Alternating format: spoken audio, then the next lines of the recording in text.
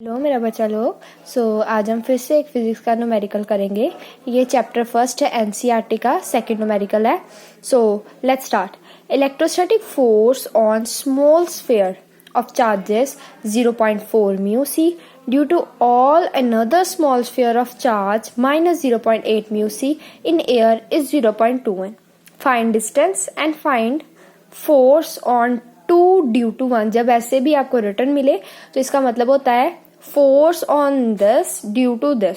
सो यहाँ पे मतलब बन रहा है फोर्स ऑन 2 ड्यू टू 1। 2 के ऊपर कितनी फोर्स लग रही है? 1 की वजह से।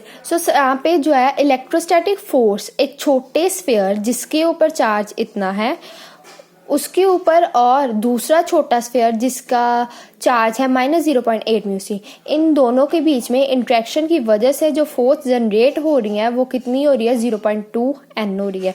उन्होंने डिस्टेंस कैलकुलेट करने के लिए कहा है और force on 2 due to 1 calculate करने के लिए कहा है। सबसे पहले तो आपने क्या करना है कि जितनी भी इंफॉर्मेशन आपको गिवन है क्वेश्चन में वो राइट डाउन कर लो। सबसे पहले चार्ज 1 कितना गिवन है?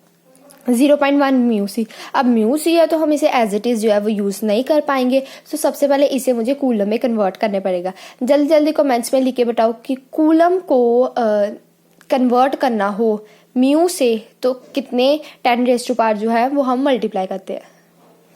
Very good. 0.4 इंटू 10⁻⁻⁶ को हम करते हैं multiply two convert mu two Coulomb's. फिर उसके बाद चार्ज सेकेंड वो कितना जीरो दिया हुआ है? 0.8 म्यू सी। अब हम हमेशा मैग्नीट्यूड लेते हैं, साइन तो लेते नहीं है। 0.8 इंटू 10⁻⁻⁶ कूलम।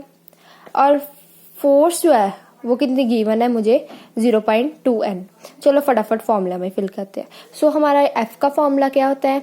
के multiply by Q1 multiply by Q2 divided by r square. अब मुझे आर को फाइंड आउट करना है तो मैं अपना फॉर्मूला जो है वो मॉडिफाई करके लिख लेती हूँ। It becomes KQ1 Q2 divided bye F. ये बनेगा ना। अब चलो वैल्यूज फिल करते हैं। के की वैल्यू 9 इंटू 10⁻⁹। बच्चों ये वैल्यू आपको ना गिवन नहीं होगी के की कहीं पे भी। हाँ कुछ क्वेश्चन होंगे बट रेयरली एनसीईआरटी में तो कोई क्वेश्चन ऐसा नहीं है जिसमें आपको के की वैल्यू गिवन हो। आपको ये वैल्यू जो है के की वो लर्न करनी पड़ेगी। मल्टीप्लाई बाय Q1 की वैल्यू 0.4 इंटू 10⁻⁻⁶, Q2 की वैल्यू 0.8 इंटू 10⁻⁻⁶ डिवाइडेड बाय मेरी फोर्स वो कितनी गिवन है? 0.2 गिवन है। चलो अब जल्दी से इसे जो है वो कैलकुलेट करते हैं।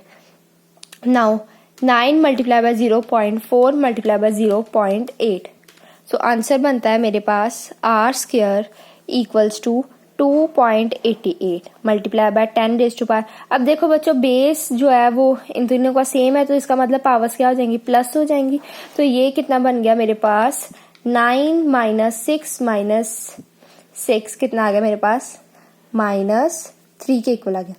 फिर आ गया 0.2 डिवाइडेड बाय, अब इसको डिवाइड करेंगे तो मेरा आंसर आ जाएगा 1.44 मल्टीप्लाई बाय 10⁻⁻⁻3। अब देखो मैंने स्क्वायर बनानी है। स्क्वायर अगर मैं 1.44 की बनाऊंगी तो वो इजिली जो है वो बन जाएगी क्योंकि हमें पता है कि 144 इज अ परफेक्ट स्क्वायर। पर 10⁻³ जो है वो परफेक्ट स्क्वायर नहीं है। इसे मुझे क्या करना पड़ेगा? 4 में कन्वर्ट करना पड़ेगा क्योंकि 2 में किया तो फिर नहीं वो परफेक्ट स्क्वायर आएगा।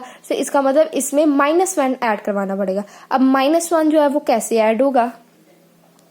-1 तो ऐसे ऐड होगा ना कि अगर मैं इसे जो है वो डिग्रेड कर दूं, मतलब कि एक पॉइंट जो है वो पीछे लेके चले जाऊं।